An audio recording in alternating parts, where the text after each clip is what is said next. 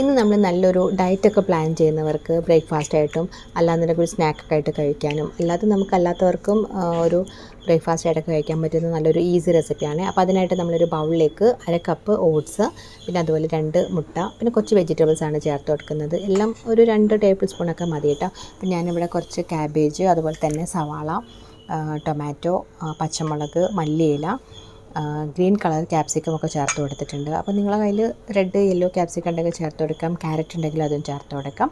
പിന്നെ ഇതിലേക്ക് നമ്മൾ കുറച്ച് കുരുമുളക് പൊടി, മഞ്ഞൾപ്പൊടി, ഉപ്പ്, കുറച്ച് മുളക് പൊടി ഇത്രയും ചേർത്ത് കൊടുത്ത് നമ്മളെല്ലാം കൂടെ നന്നായിട്ടൊന്ന് മിക്സ് ചെയ്തെടുക്കുന്നുണ്ട്. ഞാനിതിലേക്ക് മല്ലിയില ചേർക്കാൻ മറന്നു പോയിട്ടുണ്ടായിരുന്നു. അപ്പോൾ മല്ലിയിലയും കൂടെ ചേർത്ത് മിക്സ് ചെയ്തെടുത്തിട്ടുണ്ട്. നമ്മൾ നല്ലൊരു ഓട്സിൻ്റെ ഓംലെറ്റ് ആട്ടോ ചെയ്തെടുക്കുന്നത്. അപ്പം നമ്മൾ ഓട്സ് കുറേ നേരം സോക്ക് ചെയ്യേണ്ട ആവശ്യമൊന്നുമില്ല. ഇതുപോലെ തന്നെ ജസ്റ്റ് ഒന്ന് ഒരു മുട്ട വെച്ചിട്ട് തന്നെ മിക്സ് ചെയ്തെടുത്താൽ മതി. ഇനി നമ്മളൊരു പാൻ ചൂടാക്കിയിട്ട് അതിലേക്ക് നെയ്യ് ഒഴിച്ച് കൊടുക്കുകയാണ്. അപ്പോൾ അതിന് പകരമായിട്ട് നിങ്ങൾക്ക് വെളിച്ചെണ്ണയോ ഓയിലോ ബട്ടറൊക്കെ ഒഴിച്ച് കൊടുക്കാം. എന്നിട്ട് നമ്മൾ ഇത് കംപ്ലീറ്റ് ആയിട്ടും ആ ഒരു പാനിലേക്ക് ഒഴിച്ച് കൊടുത്തിട്ട് ഒന്ന് അങ്ങനെ ഈവൺ ആയിട്ട് ഒന്നിങ്ങനെ സ്പൂൺ വെച്ചിട്ട് പരത്തി എല്ലാ ഭാഗത്തേക്കും ആക്കി ഇങ്ങനെ ഷേപ്പ് ചെയ്ത് കൊടുക്കുകയാണ്.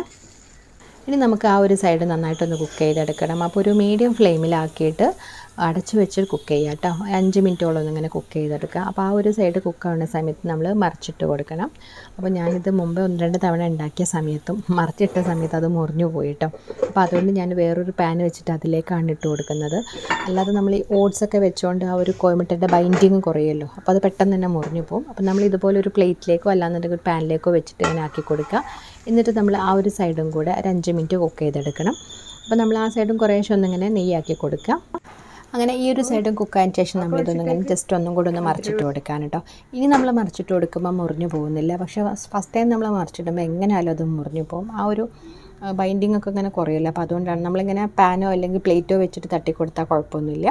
അപ്പോൾ നമ്മളുടെ നല്ല അടിപൊളിയായിട്ടുള്ള ഓട്സിൻ്റെ എഗ് ഓംലെറ്റ് ഇവിടെ റെഡി ആയിട്ടുണ്ട്. ട്രൈ ചെയ്ത് നോക്കാൻ മറക്കരുത് കേട്ടോ. കാരണം നല്ല ടേസ്റ്റ് തന്നെയുണ്ട്. ഓട്സ് ചേർത്തെന്ന് വിചാരിച്ചിട്ട് ആ ഒരു ടേസ്റ്റിന് കുറവൊന്നുമില്ല. ഡയറ്റ് ഫോളോ ചെയ്യുന്നവർക്ക് മാത്രമല്ല കേട്ടോ, നിങ്ങൾക്ക് എന്തായാലും ഇഷ്ടമാവും, കുട്ടികൾക്കൊക്കെ ഇഷ്ടമാവും. ട്രൈ ചെയ്ത് നോക്കാൻ മറക്കരുത്. ഫീഡ്ബാക്ക്സ് അറിയിക്കുക. വീഡിയോ ഇഷ്ടമാണെങ്കിൽ ചാനൽ സപ്പോർട്ട് ചെയ്യാനും മറക്കരുത്.